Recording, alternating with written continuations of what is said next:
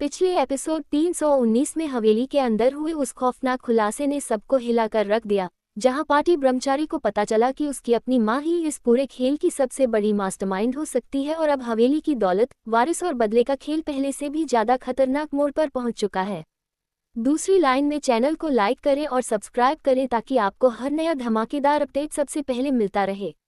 Episode 320 की शुरुआत होती है उस गुप्त सुरंग से जहां गोली चलने की आवाज के बाद पूरा माहौल सन्नाटे में डूब चुका होता है। चारों तरफ धुआं फैला होता है और पार्टी ब्रह्मचारी जोर जोर से अपने भाई का नाम पुकार रही होती है। तभी धीरे धीरे धुआं हटता है। सामने का दृश्य देखकर उसके होश उड़ जाते हैं।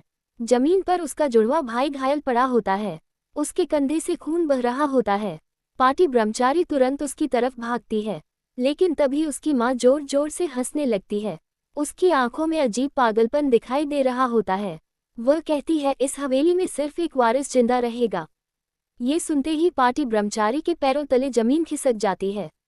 उसे यकीन नहीं होता कि उसकी अपनी मां इतना बड़ा खेल खेल सकती है। तभी अचानक सुरंग के अंदर लगी पुरानी घड़ियां अपने आप बजने लगती हैं। चारों तरफ डरावनी आवाजें गूंजने लगती हैं। इसी बीच हवेली की दीवारों से खून टपकना शुरू हो जाता है। पूरा माहौल और भी ज्यादा डरावना हो जाता है।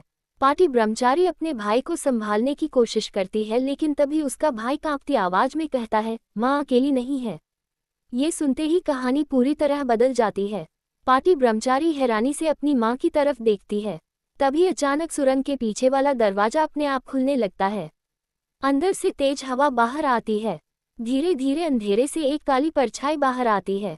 उसके हाथ में वही पुराना लॉकेट होता है। चेहरा देखते ही पार्टी ब्रह्मचारी की चीख निकल जाती है, क्योंकि सामने उसका पिता खड़ा होता है जिसे सालों पहले मर चुका माना गया था। अब पूरे परिवार के होश उड़ जाते हैं। उसकी मां मुस्कुराने लगती है। वह कहती है, असल खेल अब शुरू होगा। पार्टी ब्रह्मचारी गुस्से में अपने पिता से पूछती है कि आखिर उसने इतने साल खुद को छुपाकर क्यों रखा। तभी उसका पिता धीरे